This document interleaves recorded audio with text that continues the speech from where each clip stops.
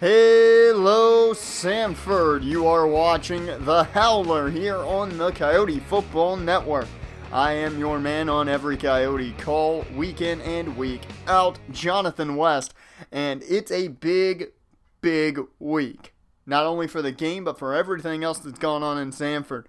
The Coyotes are ranked, folks, 23rd in the nation. They have a big ranking now as they get ready to host the Penn State Nittany Lions. So it's going to be number 23 versus number 9. It's a big week. It's going to be exciting, that is for sure. But let's talk a little bit about recruits because Jamil Alvarez, the defensive end, is actually coming in for a visit. From what I've been told, the scouting department is extremely concerned they're going to lose him, so they tried to get him in for a visit as quickly as possible. And personally, I think that might be a mistake. You might want to wait on that visit. I'm just saying. Now, one guy that I don't think the Coyotes have any issue in losing in the recruiting battle is Garrett Theory. The tight end really seems to love Sanford, and that is a huge plus for this team. You add him with Lorenzo Newman next year, that's a deadly tight end tandem. Now, Theory, I would assume, would get the starting nod because of that size and speed. But another guy we've been talking plenty about that doesn't look like Sanford is going to be any question for him is Adam Woods, the young man out of Vermont. He's still high on the Coyotes, and I would expect him to be even happier with the way the Coyotes are playing on defense as of late. They may not be pulling turnovers or anything like that off, but they are doing some serious damage with that linebacking core. Matthew Fowler doing a great job. Now, Kyle Rivado, the young linebacker out of Montreal, from what I've heard, he currently has Sanford at the top of his board, so that's another name to keep in mind, possibly at linebacker. But guys that I would keep really in mind are Jalen Huff, the running back. There's a battle going on between San Jose State and Sanford, so watch for that one. That's going to be a battle to watch throughout the season. And of course, the offensive tackles, Ian Holiday being one of them. You've got to look at just about everyone on the recruiting board and watch if Sanford is going to be their go-to school. Because if Sanford keeps winning, I would think it's got to be. As player of the week this week on the defensive side for the American Conference is Big Joe Irvin. And why wouldn't he be? 5 tackles, 4 for a loss, and those 4 for a loss were all sacks. Tied his own school record. Absolutely amazing play. So the Coyotes are sitting at 3-0 right now. Second right now in the American Conference is Navy. Currently holds the top spot because of points against. But Sanford's 3-0. They are 3-0 and they've played very good competition in the Cowboys last week. It was a defensive showcase. Neither offense could really get a lot of plays going. Even with Claude Fleming had a tough day running. So it's going to be fun to watch Penn State. Hopefully it's another, personally, I'm hoping defensive masterpiece on display as Sanford and Penn State go head-to-head. And we'll talk a little later here in the show about Penn State's defensive talent, which they have a lot of. But what adds to this game is now we're talking 2 top 25 teams. We're talking number 23 and number 9. If Sanford wins this, I will not be shocked if they jump 5, 6, 7 spots. I think if they win this, they should at least be number 18 in the nation already. Because this is number 9. This is a top 10 team they're playing. And Sanford looks good right now. That defense really showed up last week against Oklahoma State. That offense has just been, consistent. You can't say it's been terrible. And the running game with Fleming has worked as you want it to. It hasn't put up the big numbers I think a lot of us anticipated this early in the season, but it's kept the offense alive. And Joe Baker is really coming to his own, I think, as the tandem for Fleming. So Sanford's got a good shot here at really impressing, I think, everybody in the nation with this matchup. This is arguably the toughest game of the season next to the UConn game because of it being rivalry week. So this is going to be one of my favorite games to call this year, I can already tell. But let's talk about some other games going on in the American Conference. Indiana heads to Houston. Temple heads to Fresno State. You've got Central Michigan heading to Connecticut. Some very interesting matchups there, but we'll jump ahead and talk mainly about Sanford's bowl game. And now remember last week, Kirk Herbstreit took Oklahoma State to win. Sanford upset them. This week, Herbstreit's taking the Nittany Lions, so if, history repeats itself, the Sanford Coyotes will once again get the upset over the favored team. And I would be more than happy to see Sanford upset the Nittany Lions. It would be ecstatic. I think everyone in Sanford would jump for joy. Well, everyone in the Sanford City Stadium is going to jump for joy. That den might explode. But it's a different feel this year. I think people actually feel that this could be a championship caliber team. With the offense as good as it has been, yes, Tanner Patrick has matched his touchdown ratio right now with interceptions 5-5. But he's playing better. It's not like he's throwing 4 or 5 interceptions in a game. He's throwing 1, maybe 2 at this point.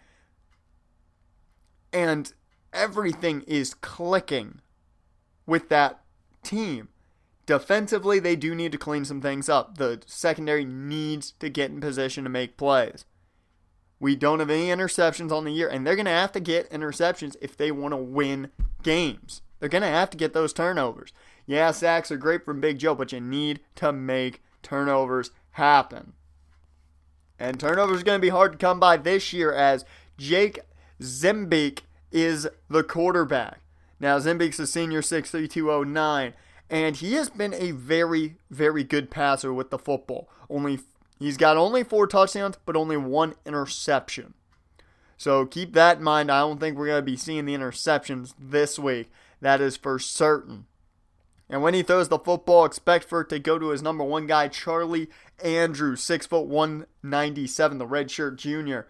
He's only got 1 touchdown so far on the season and only 117 yards on 11 catches. But he has been averaging about 58 yards a game. And I think against weaker defenses, he could average easily 100 to maybe even 150 if he gets the opportunity. This defense has to shut him down. Another target to really keep in mind, and I think could be the deadliest weapon on this offense, is Danny Dalton, the tight end.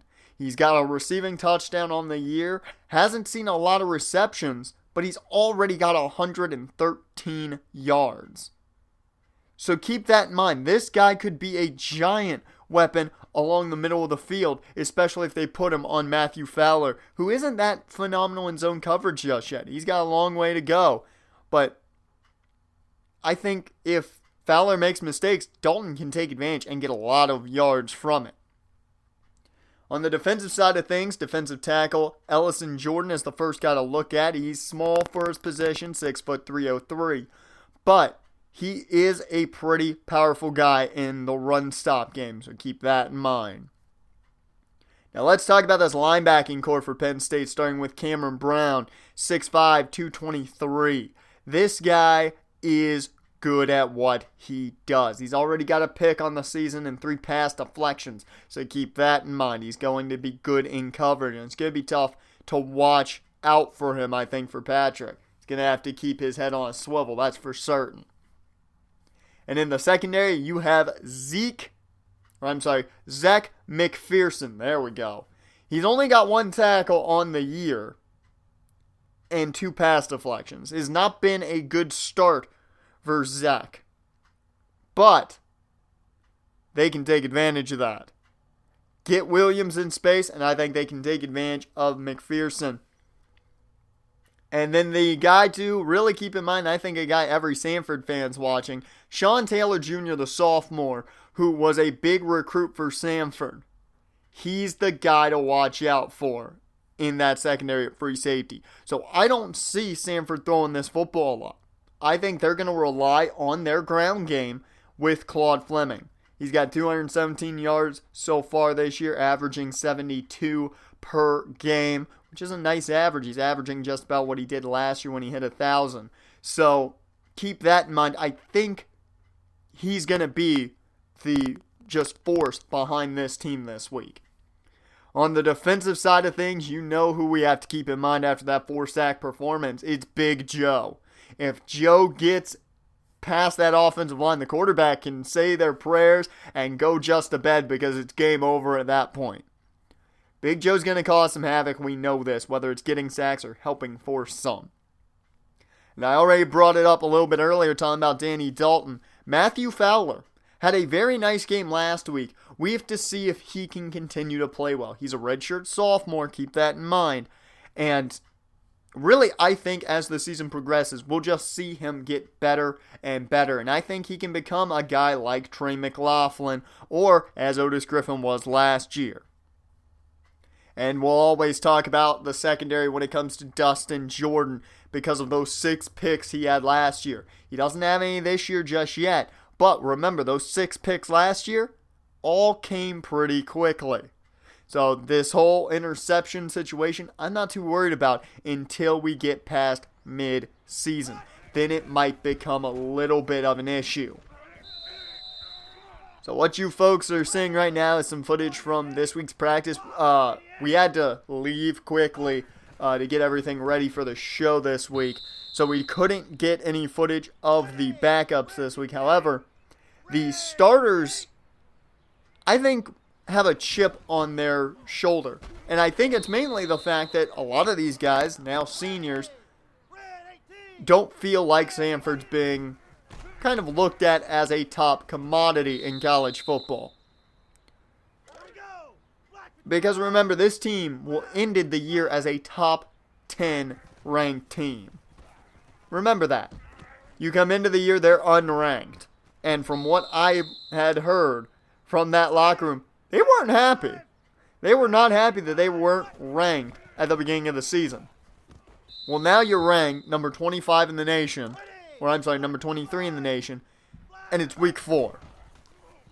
So I wouldn't be surprised if maybe they feel a little disrespected that it took them this long to get ranked and they're only sitting at 23.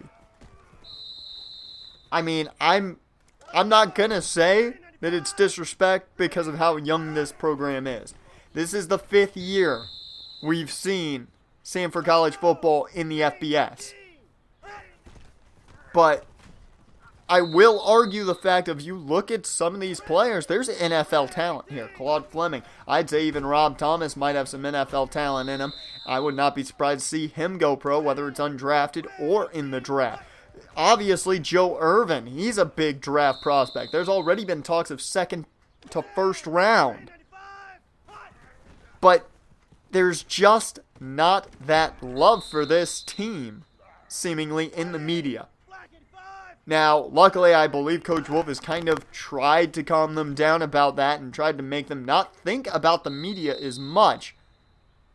But for some of these seniors, you got to think they're looking at the media, watching mock drafts, looking at everything as it comes up to the end of the season, and they're just going to be waiting and hoping that everything goes good for Sanford and that they get the respect they deserve as players of the week and the accolades at the end of the season to warrant a high draft pick. You've got to think, especially for a guy like Fleming, who could go as high as the first, second, third round, you've got to think that that's on their mind. But this week is a great time to kind of make a statement. I don't want to call it a statement game, but to make a statement here this week and prove to the world that number 23 deserves to be a lot higher up. Well, that's what I think this team's got to do this weekend against Penn State. You've been watching the Coyotes Football Network. We're out of time here on the Howler. I've been Jonathan West, and we will see you folks this Saturday for Penn State coming here to the Den. Hello, Sanford. You are watching the Coyotes Football Network, and it is game day here in the Sanford City Stadium, which means, folks, it is once again time to hashtag defend the den as the Coyotes take on the Penn State Nittany Lions. It's blue and white versus blue and silver, as the Coyotes are rocking their blue and black gear, or as they like to call them, their beat-em-up gear. And they're looking to beat up this Penn State team. Number 9 versus number 23, and we talked about it plenty in the Howler earlier this week about how a lot of the seniors feel like this team is being overlooked and disrespected because of how early they're finding success.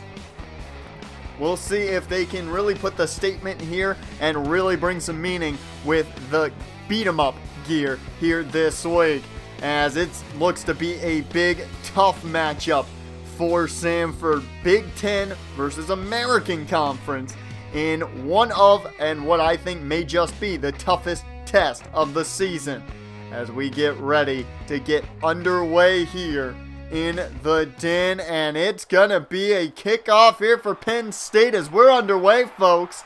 Steven Supersonic Sullivan to return this one, and the freshman gets up, I believe, to about the 20-yard line. It will be about a yard or two short, as Fleming had a big day, over 130 yards from scrimmage against the Cowboys. We'll see if he can repeat that today. And the ball starts off in the hands of Fleming, as that's a 5-yard carry. And that's exactly what you want to see to begin this ball game for Fleming. Give him the ball and just ground and pound this defense away. They'll go right back to Fleming on second down. It is a 4-yard gain there, setting up a very manageable 3rd and 1. Under center's Tanner Patrick. He'll hand off to Fleming. He finds room around that right side and just gets enough for the first. It's a gain of 2, and the power of Fleming on display early as he has powered through defenders to get close to the marker and now past it. 1st and 10 once again. Patrick gonna throw now, but the pressure gets there quickly. Just gets the ball out of his hands, and that's gonna fall incomplete. As Gutierrez, the man in motion, handoff goes to Joe Baker, and Baker can't find any room. He takes a big shot too there, as that's gonna bring up 3rd and 10 now. Shotgun formation for the Coyotes as Patrick looks to throw. Over the middle, that is Newman. Lorenzo Newman, 21 yards. They're in Nittany Lion position, they're in Nittany Lions half of the field now. So now that they're in Lion territory, the Coyotes can really go on the attack as Fleming takes the handoff there, and that's a 3-yard gain. Took a big shot there as he expected a block. They'll go right back to him as he fought through one would-be tackle but gets buried by another 2 defenders. That's Ellison Jordan. We talked about him earlier this week in the Howler and how good he's been at stopping the run. 3rd and 9 now, shotgun formation. Patrick looks to throw. Connects with Williams, and that's a big gain down to the 21. 26-yard reception for Josh Williams. The sophomore is looking very good right now. He cleaned his act up late last season, and he has looked very sharp early this year. And plays like that are going to help him make a bigger impact in this offense. As the handoff on 1st down goes to Fleming, it's an 11-yard gain and another 1st down for Sanford. As Fleming off to a solid start here. 1st and 10 going back to the air, and Nick Brem can't hold that one in as he is dragged down by the shoulder pads. 2nd and 10, Patrick in the I formation. And looks like a little bit of play action. Patrick on the run, hits Thomas, gets a block into the end zone. Robert Thomas, 12-yard touchdown connection. Mainly came off the run after the catch, but you gotta give it to fullback Charles Gutierrez on this block here that really gave Thomas the touchdown. A great block by the freshman. Sanford is up early 7-0. Penn State now has to respond as Zembeek finds Davis on the screen, but he can't go far as he trips over his own lineman's feet. That'll be only a gain of 1 for the Nittany Lions. They got to find some offensive firepower here if they want to survive in this one, I'm thinking. As Zembic throws, he connects with Danny Dalton. That's arguably the deadliest weapon on the offensive side of the field. 15-yard gain and a first down. As Davis gets a handoff here on first, that's going to be a gain of 4. Brought down by Flash Gibson, one of the 2 men who got there. 2nd and 6 in the shotgun. Man in motion is Danny Dalton. As Zembic takes the snap. Looking to throw. Faraday was closing in as Zembic throws it away. The young redshirt freshman looking to get some pressure in there himself. 3rd and 6 as defense chants are loud here. In the den, and there's the defense. Big Joe Irvin pulls him down. Sack number 5 on the year for Joe. As down goes Zembic. Big stop by the defense there as it gets the football back for the offense. Patrick off play action here, throws it up, lays it right in there for Lorenzo Newman. A nice 22-yard connection as a beautiful lob right over the defender and perfectly into the breadbasket there for Newman. One of the best throws I think we've ever seen from Patrick.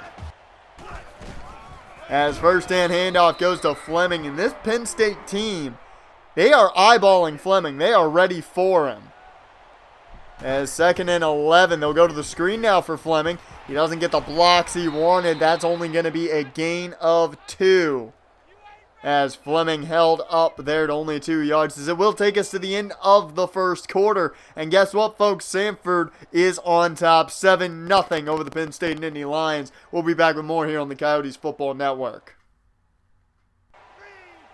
Welcome back, everyone, to the Coyotes Football Network. You're watching Sanford take on Penn State here at home, as that is a 2-yard loss on the Claude Fleming run. They tried to, I guess, take advantage of maybe them not expecting the run. It didn't work out. As a nice punt, though, from Jean-Paul Valley will put them in bad territory, but Jake Zembic runs them out of their, well, the shadow of their own end zone. As that's a big first down, and now they are at around the 19-yard line. Zembic hands off to Davis here on first, and that's going to be a 4-yard gain. Brought down by Fowler and Trevor there. 2nd and 6, shotgun formation. Zembic goes to the screen, and everyone was ready. Mother of God, Tommy McCoy got assaulted. As 3rd and 7 coming up now. Zembic looking to throw over the middle, finds his top target. That's Charlie Andrews, 16 yards and a first down. As 1st and 10 once again for Penn State. They'll go back to a screen. Tommy McCoy has no luck. That is Sam Moore, the young nickel back, and that is an amazing play. 2nd and 11, Zembic going once again to the flats here as that one almost got picked. Dustin Jordan had it there for just a second. 3rd and 11. This defense is firing on all cylinders right now. Zembic looking to throw and just gets the ball off as Deshaun Hollis came roaring in. 1st and 10. Patrick hands out to Fleming as Sanford's back on offense, but another loss of 1 as Cameron Brown with a big hit there on Fleming. 2nd and 11 as they're going option here. Patrick with room, good blocks, and enough for the first. It'll be a gain of 15. It's a new set of downs once again out of the full house. Patrick connects with Charles Gutierrez. That's another first down. Sanford, 13 yards for the fullback as he's become a much bigger part of this offense. Wildcat formation here as they tried to run with Fleming. It didn't work out. It's a loss of 5. Fleming cannot find room to run. This defense has been all over him today. As play action, but down goes Patrick. That is Maurice Dunn for the 2nd time now in 2 plays. He got the big 5-yard loss there on Fleming the play earlier. And now he gets the sack here on Tanner Patrick, just timing the snap count. 3rd and 21. They need a big play. Patrick connects with Lorenzo Newman, but that won't be enough. A gain of 11. They'll just settle for the field position game. 1st and 10 now for Penn State as they're back on offense. And they try to run it, but there's Shea Faraday, the young defensive end. Brings down Davis for a loss of 3. Great play there by Faraday, too, to steal that edge. 2nd and 13 now. Zembeek setting up a screen for Davis. He's got room around that right side, and a huge hit just short of the mark. 3rd and inches. It was Pat Riley who made that last hit. By the way, folks, as Zembeek takes off on an option, and he'll get just past the marker, a gain of 5 on that one, as a new set of downs for the Nittany Lions, as 1:13 left to go here in the first half. Zembeek connects with Gates, and that's going to be enough for the first down as he powers through. Carl Gates, 13 yards in the first.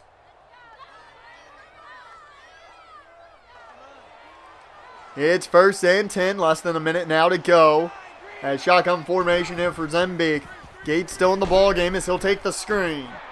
And he's going to power his way, and that's going to be just enough for the first is what they're going to give him. I think they were just a tad bit short, but I'm not a referee here. As another play out of the shotgun here. Wide opens Tommy McCoy. Pat Riley brings him down. It's 22 yards as the second timeout taken by Penn State. 1st and 10, 46 seconds left. Zembeek just throws that one away. Pressure was closing in on that pocket. And 2nd and 10 now with 41 left in the first half. Zembeek takes the snap out of shotgun. He's going to try and run. And he's brought down. That's Justin Moss. Only a 1-yard gain. Good play by Moss. As they run the no-huddle, Zembeek connects with Davis. He's got a first down and just a bit more as he goes out of bounds to stop the clock. 11-yard gain. 1st and 10, 19 seconds to go in the first half. Zembeek takes the snap out of gun. He connects with Charlie Andrews, and he is dropped for a 9-yard gain. That is going to be 2nd and 1. They got to quickly get to the snap. They do. 3 seconds, and that's a touchdown. Marcus Chambers. 1 second remains in the half as Penn State is about to tie up this ball game with an extra point, folks. A big drive there for Penn State as we take you to an update. Navy right now up on East Carolina 28-21. They've still got plenty of football to play, though, so East Carolina has an opportunity to defeat the midshipmen. But we're off to halftime here at Sanford. It's 7-7 as it's a tight one here. We'll have more football for you coming up here on the Sanford on the Coyotes Football Network. Welcome back, everyone, to the second half of play as Zembeek and the Nittany Lions take the football first, and he just got dropped by Big Joe. A big tackle for only 3 yards there. Zembeek connects with Chambers as that is a 7-yard reception. He is short of the first down, so it is 3rd and 1 coming up. As they're bringing a lot of pressure, Zembeek gets the ball off, but it falls incomplete as a hit jars it loose from the receiver. That will lead to a punt as Sanford takes back over. And Sanford not going to go away from the running game. That has been stopped fairly often today. 7-yard gain there on first. They go back to Fleming, and he loses a yard there. Fleming has been just teed off on by this defense. 3rd and 4. Patrick dropping back. Quick throw there. Intended for Newman, but can't connect as that one falls incomplete. And it'll be 2 3-and-outs here to start this second half. 1st and goal and a 5-wide set for the Lions as that is Danny Dalton. And that's going to be a 5-yard gain for the tight end. He was brought down out of bounds. 2nd and 5. Zembeek, play action, connects with Tommy McCoy, and that's a first down across the middle, 10-yard gain, as this has been a tight one all day long and a fun one to watch here. As Zembeek once again out of the gun. He'll connect with Dalton, but he'll drop it. Can't hold on, as that was Daniel Clemens who came down to make the hit. 2nd and 10. Zembeek looks to throw. He has time. And that one's picked off, and no, out of bounds. Dustin Jordan came so close to getting that first pick of the year. 3rd and 10. Zembeek got lucky on that last play. Flash Gibson nearly came away with the interception just off his hands. It will be 4th down, though, and force the Nittany Lions to punt. As Patrick now on first connects with Lorenzo Newman. He's been the big target today. I did not anticipate this with how good that linebacking core in secondary is for Penn State. As it's 1st and 10 here for Sanford. Option for Patrick, and he takes off for a 7-yard gain there. So another nice run by Tanner Patrick. He's really picking up the slack in the running game since Fleming can't get going as they hand off to Baker, and Baker is laid out. 3rd and 4. Patrick looks to throw over the middle, nearly intercepted, and he should be thanking whoever he wishes that that wasn't intercepted. 4th and 4. Option, and Patrick can't do it. It's a loss of 3, turnover on downs. I'm surprised they went for it, but they wanted, I guess, to get in the field goal range for Stone. It didn't work out. As Zembeek and company now back on offense, and that's Charlie Andrews, 11-yard gain and a 1st down. There's been a lot of good play by this Nittany Lion offensive line. Yeah, I give it to them for holding off this defensive line of Sanford for as long as they have. Is Davis with another nice run, as that'll get them close to the marker, 10 yards and inches short. 2nd and inches now. Shotgun formations. Zembeek hands off, and Davis is stuffed. That is Matthew Fowler, the middle linebacker for Sanford. A loss of 3 there, as that brings up 3rd and 4. 5 wide set here for Penn State. Zembeek finds Dalton. He had to come back, though, so that's only going to be 2. 4th and 1. Clemens on top of things. 4th down, and the Penn State offense still out there. They go option, and it's same situation that happened to Sanford. Sam Williams with the stop, and it's a turnover on downs. These two teams are just copying each other at this point. As now Sanford trying to get some more points on the board. Patrick going to roll out, take off, shows that athleticism as he'll pick up enough for the first gain of 11 out of bounds. As under a minute and a half remains in the third, the pitch goes out to Fleming. He's got some room, and that's going to be a gain of 4 here for Claude, who's had a very, very tough day. 13 rushes for only 24 yards. 2nd and 6. Handoff goes to Fleming, and he's not going anywhere. A loss of 1 there is Ryan Yancey on top of him. 3rd and 6 now. Patrick takes the snap. Looks to throw for the screen. He's got room to run to Fleming. Good blocking led to a big 14-yard reception. That's what this offense needed. As that will take us to the end of the third quarter. It's all tied up at 7 apiece, but Sanford is driving. We'll be back with more here on the Coyotes Football Network.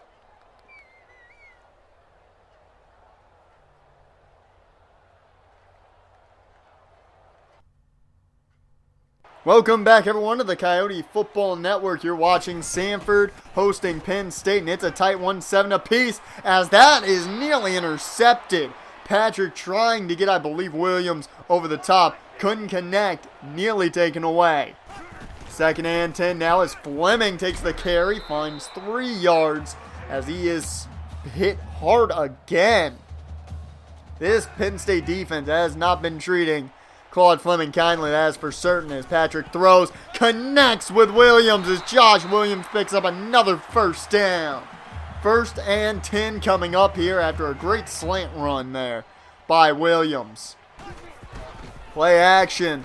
Patrick connects with Newman, and he's just short of the end zone. 1st and goal is going to be coming up as he went out literally about at the line. First and goal. As Patrick hands off to Fleming, he'll rush his way in. Touchdown, Sanford. And a last laugh now can go to Claude Fleming. He's got a touchdown on the board. As Sanford now will take back the lead. The first lead change we have had since the first quarter. Or I'm sorry, since halftime. As Davis takes the handoff here for Penn State. That is a gain of 10. And they're going to give them enough for the first. As 14-7 now your score. Sanford needs to hold this lead. As Zembeek connects with Chambers.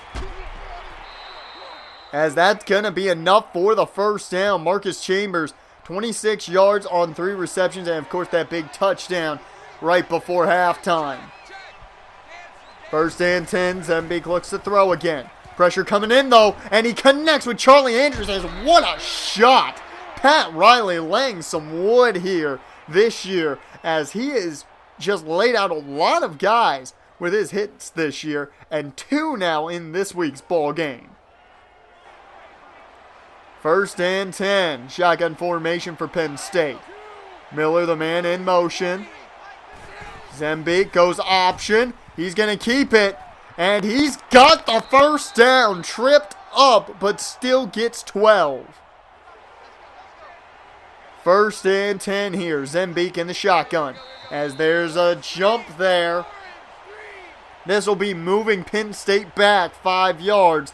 As that is not what the Nittany Lions needed right now. They need to score if they want a chance.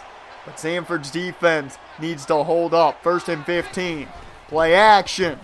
Zembeek with time to the end zone. He finds Chambers. 21-yard touchdown, Penn State. And this game's about to be all tied up again, folks. As Chambers once again finds the hole in the zone and right in between Clemens and Riley. As we take you to another update, Indiana and Houston in a tight one right now with 2:34 remaining, 27-26. Indiana currently on top of Houston.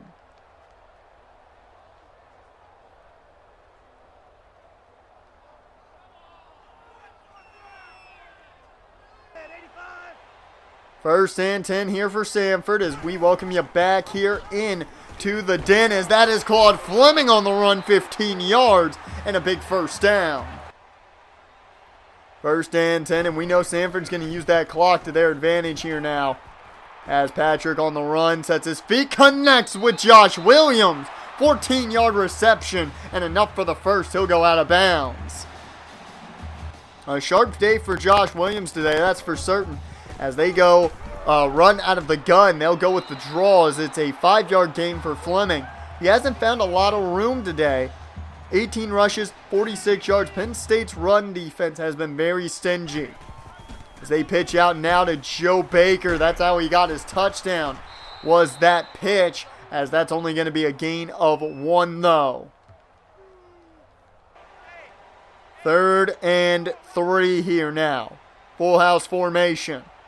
Patrick takes the snap. They're looking to throw. And that's Josh Williams. What a catch. That was an extremely tight window to throw into, and Williams makes the grab. First down, Sanford. As back in the Wildcat they go. Baker, though, brought down quickly. As Tyrese Baker had no time to even think. Ryan Yancey was in there as quick as he could be. They brought some extra pressure, and it worked out. As that'll bring up now 2nd and 16 for this Sanford offense. Out of the shotgun is Patrick. He'll take the snap, setting up a screen for Fleming. He's got a block, not much, but goes backwards and trips over his own lineman. That's going to be a loss of 3. 3rd and 19. It's been a bad day for Claude Fleming. 3rd and 19, a minute and a half remains here. As that's Rob Thomas. Nearly enough for the first. They'll call him inches short. The offense is still out there. They don't have Jackson Stone. It's 4th and inches. Handoff goes to Gutierrez. It's a first down, Sanford. They are in Stone field goal range with a minute and a half left. They just need to run clock at this point and set things up for their young kicker. As just about a minute remains, pitch goes out to Fleming. And he finds a little bit of room, about a yard, but everything at this point is just bonus. It's icing on the cake at this point. As about 30 seconds remain. Option for Patrick. He's got a first down, and that's going to center it. I would think they bring Stone out now, and indeed they do. The kick is up, and it is good. Sanford with 2 seconds left. Take the lead, and that should win it. Jackson Stone with the game winner. As Sanford takes the victory. And a big thing here, folks. That was a tough secondary to play against. But Tanner Patrick, your player of the game, had no turnovers. Not a fumble, not an interception. He had the 1 touchdown to Rob Thomas on the play action. A very good game by Tanner Patrick. He played smart. He played well. He made a couple poor throws that should have gotten intercepted. He's lucky they didn't. But for the most part, he was right on point where he needed to be. When Claude Fleming couldn't get the job done, he took over in the run game. The defense gave up some points. He ran the offense right back down the field. That was a team win if I've ever seen it, especially from that offense. Big win for Sanford this week as your final once again here from Sanford. 17-14 Sanford over Penn State. Where are they going to be ranked when we come back? There's a bye week next week, folks, so we will see you in week 6 for some more Sanford college football action.